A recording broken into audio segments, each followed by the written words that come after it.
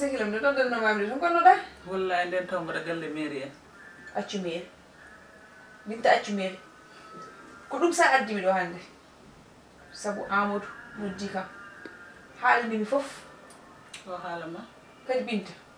andi jamanu hande o worɓe no mbayni eɓe cuusmi wiide ɓe enen tan muñata binta kadi toppitoɗa dewgal ma mbayano mbanoɗa mbasa teftade hay goto ay awaɓe maɓe fof na kaala ko yidde bonnu tan hakkude ma e joom galle ma te ɗum binta fotani ɗum jabde ande sehilam ha gonga wona joni namdol min ko gaddoynon galle mairie ko gaddoyɗa galle mairie ko ɗum jeeri namdade somi ummima aɗa haala Amadou e ɗum ɗo sa yi dégâts moɓe mbaɗi o Amadou wadde malde e Djiby Sarr ɓene pi mairie tan ha mairie nana daala koma fiide min wima ni ayyani hande ɓerdam nde welani ayyano mbami yedde ɗum ko lawol ala wona lawol joni mairie ko foti waɗede évacué ene nawe caggal leydi sabu ɗo ena piggal ngal no wayi muusini hankkadi ne il faut ɓe o waɗe évacué Amadou waɗi ɗum Amadou wi Djiby Sarr yo fi mairie kanko wadde makko nde ɗo malde Amadou a anda ɗum kala ko waɗani kanko jola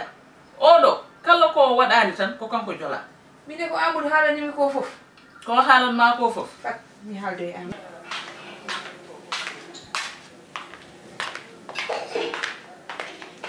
Amadou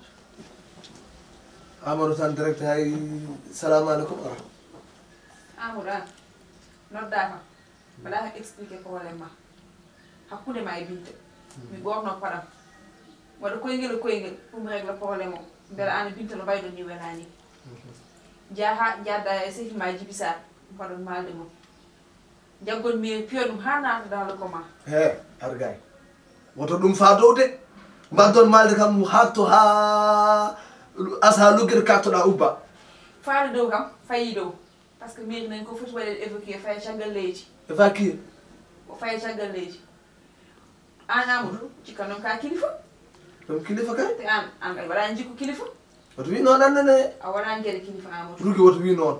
mi haalanma noon ko an nodduno komi mi réglanma ko waɗanma eyyi kono à partir de aujourd'hui eyyi mi soodima e juuɗam ha laaɓi he woto ko lowe mbiɗanndi ka lowan mi pari hen woto binto lowe gara ɗo aɗa yara e doom ay goto lowa min mi nelani Djiby mi yamirani Djiby yo fi min mbimi ko Djiby yo hulɓinmo saba mono aɗa ɗo hen omo fusa galle o joni kam anani joni kam neli yo nelani yo mi pari hen yipponni hen jaltini kam hen ala koy ɗum boyam susa bone argay rugi ala argay min ko andi akon mi affaire guerre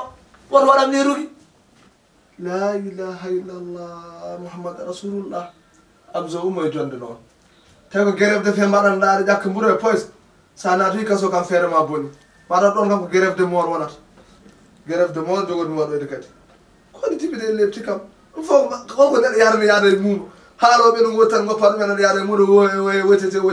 woccete wottima noon ko ɓeɗi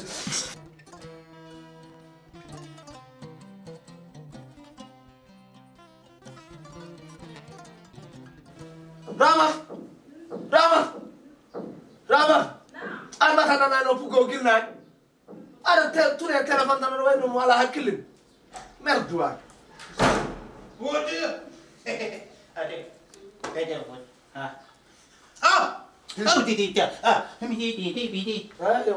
ɗo kuywal wonno ramata wonno hen ronkama gaɗo tuja téléphone mbaɗɗan sel walla en mbawdiri kay wan balɗiɗa arani ɗo liggoɗa to mbaɗɗa tampere Djiby Sarr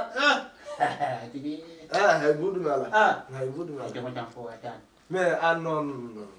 on probléme garɗo e galleyde manda satini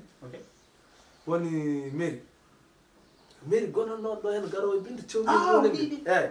ha wadde a fingel eyyi a fingel kono noon mawni ko debbo kanko mawni ko debbo mo rewi eyyi mawni ko debbo eh ko garade neɗɗo mawɗo e nder société sénégal ari koko waɗma convoqué nawi totti chef de quartier convocation ɗum drapeau chef de quartier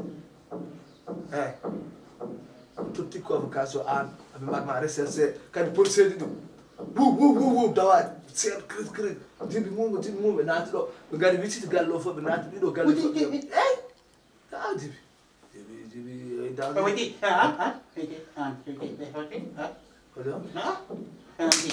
mino